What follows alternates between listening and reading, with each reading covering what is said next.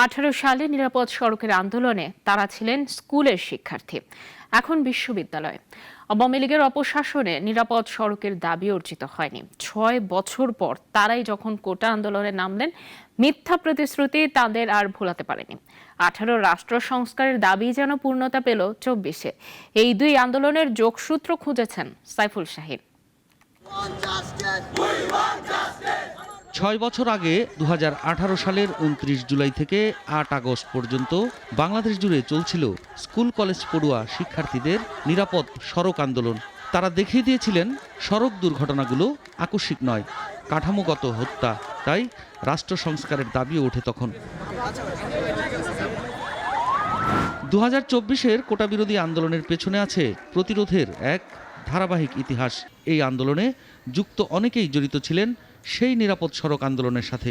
তাদেরই একজন জামিল। 2018-তে ছিল নবম শ্রেণীর ছাত্র। আমি ক্লাস 9-এ তো আন্দোলন বিষয়ে ওরকম জানতাম না।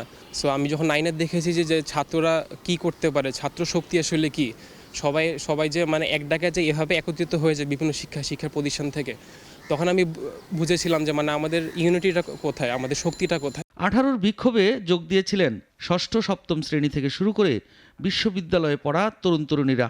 হেলমেট পরে ছাত্রলীগের হামলার শুরু সে সময়। যে কিশোর তখন সপ্তম অষ্টম শ্রেণীতে পড়াশোনা করত, সে আজ বিশ্ববিদ্যালয়ের শিক্ষার্থী। নিরাপদ সড়ক আন্দোলন যারা করেছেন তারা কিন্তু মোটামুটি আন্দোলন ব্যাপারটা কি, নিজের অধিকারটা কি, জাস্টিসটা কি, এটা ওখান থেকে বুঝতে শুরু করেছেন। আবার আপনি যদি এই আন্দোলনের একদম মূল স্লোগানগুলোর দিকে তাকান, রাষ্ট্র সংস্কার, রাষ্ট্র মেরামত, হ্যাঁ, তাহলে আপনি নিরাপদ সড়ক আন্দোলনে গেলে শিক্ষার্থীরা কি দাবি করছিল যে রাষ্ট্র সংস্কার বা রাষ্ট্রের মেরামত চলছে। সেই আন্দোলনে আপনি দেখবেন যে স্কুলের যারা শিক্ষার্থী ছিল ক্লাস 9, 10, এমনকি আমরা দেখেছি ক্লাস 5, 6-এর শিক্ষার্থীরা এখানে অংশ নিয়েছে, কলেজ বিশ্ববিদ্যালয়ে তারা অংশ নিয়েছিল। কিন্তু নিরাপদ সড়কের দাবিটা যদি পূরণ হতো আসলে তাহলে এখানে ক্ষতি কার ছিল? ক্ষতি কারোই হতো না।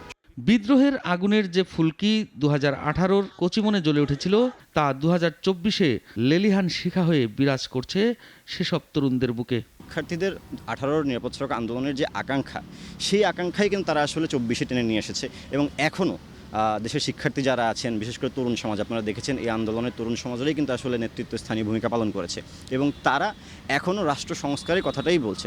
একটা মুক্তিযুদ্ধের প্রেক্ষাপট তৈরিতেই 23 বছরের অনেকগুলো আন্দোলনের যোগসূত্রিতা আছে।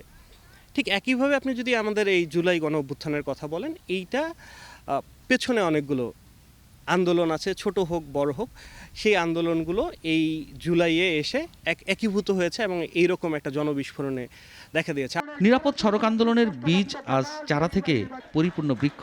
বিশেষজ্ঞদের মতে এর রাজনৈতিক তাৎপর্য তাই অনস্বীকার্য। নেগোসিয়েশন যেটা হতে পারতো সেটা হয়নি, কিন্তু দমন নিপীড়ন হয়েছে। দমন নিপীড়নের ফলে এই যে আপনার এই আন্দোলনটা শেষ পর্যায়ে সরকার পতনের আন্দোলন দিকে চলে গেছে এবং ওই আন্দোলনের তখন বৃহত্তর আন্দোলনের সাথে এই আন্দোলনটা একীভূত হয়ে এটা পরিপূর্ণ একটা রাজনৈতিক আন্দোলনের রূপ নিয়েছে। আন্দোলন সংগ্রাম নতুন নেতৃত্ব তৈরি করে, ইতিহাসের বাঁক বদলে দেয়। বাংলাদেশের তরুণ তরুণীরা আজ যে আন্দোলন করছেন, তার মশাল প্রজন্ম থেকে প্রজন্মান্তরে হাত বদল হবে। তাদের প্রতিরোধের মিছিল গিয়ে ছুটবে মুক্তির নতুন দিগন্তের দিকে, বলছেন সংশ্লিষ্টরা। সাইফুল শাহীন, নাগরিক, ঢাকা।